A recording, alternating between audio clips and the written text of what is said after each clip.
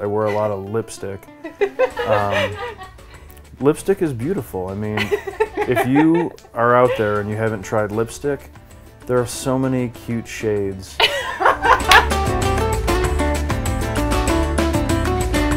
What's up, guys? Nikki Novak here in the Young Hollywood studio with Stoneface Nick Offerman. Just stone. Hello, Ann Perkins.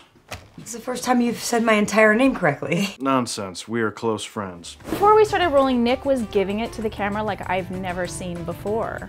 I know how to put out. Do you? I have a Broadway bevel. That's excellent. I like the little hip action. Where did you learn these skills? My wife taught me that move.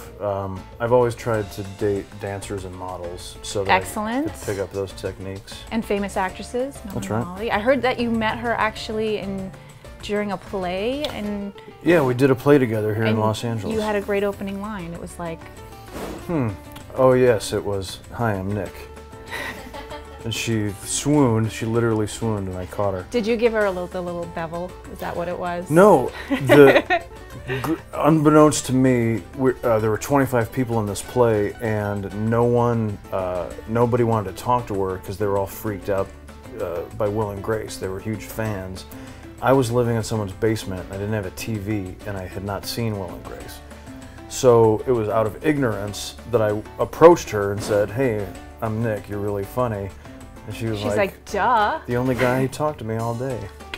Wow. I'm taking you home, with buddy. With the guns blazing. I love it. I'm learning all kinds of moves from you. This is excellent. My tips for prosperity. Well, I have an impersonation for you. Okay. From Casa de mi Padre. It was my favorite line, although it's probably the only English spoken line in the movie. Mm-hmm. Are you ready? Yes, wait on me. Do you speak American? You looked slightly dissatisfied by that. That sounds familiar. Do you speak American? No, señor. No habla americano. Y yo pienso que sí puedes ayudarme. Hago una llamada y 10 helicópteros vienen sobre ese cerro y hacen de tu rancho un pedo encendido. Your tone and enunciation were spot on. Okay. You might want to drop the timbre 7 to 8 points. Just imagine you have two brass Benoit balls in your hand, and you're trying to juggle those balls. Wow. Why did your eyebrow just go up? It does that. Actually, it just did it. Can you do it on cue? It almost looks like you can do it on cue. Oh, I can, but it's funny. People always say, people not in the know will ask me, "Do you go through your script and choreograph what you're going to do with your eyebrows?" And I say, that's the most ridiculous thing I've ever heard. But I do have some control over the brows. We can see that. I heard the filming in the desert, it was like 120 degrees or something. Yeah, it was a record-setting day of heat. And how'd that go for you? Well, nobody fainted.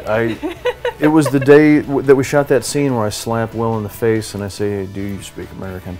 I was in a shirt and tie and Kevlar vest, so I was warm enough. The movie was so fun to work on that I think everybody was just like, "Man, it's really hot." Anyway, this is really fun. They're having a great time. And what is with you and the government employees? What is that?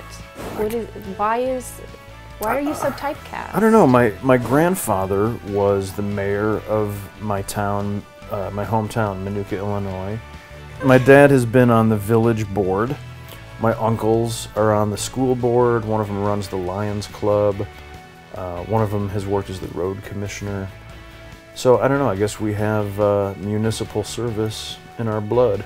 And you're known to be this very masculine, can't imagine why, manly type man. Is there anything that you do in your life that is very feminine that you can reveal to the young Hollywood audience? Oh yeah, there's a lot that I do that's super feminine. I wear a lot of lipstick.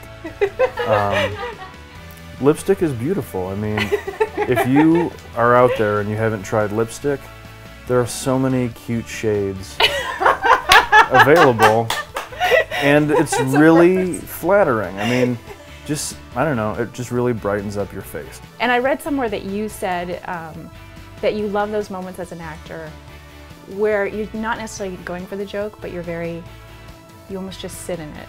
I have the great pleasure of working with a lot of people who come from improv and sketch comedy, and so their tendency is to always be ready, and they're so incredibly facile and fast with jokes that I could never compete.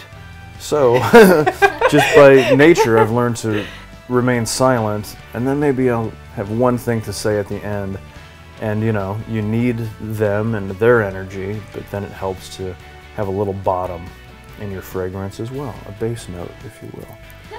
I've learned so much from you today. Thank you so much for coming in. My pleasure. It was a pleasure. Love the film. I love young Hollywood. I'm glad to be a part of it. Stick around. Set up office here. When I turn 30, will I be disqualified as a member of young Hollywood? You'll be 29 again and you'll always be invited.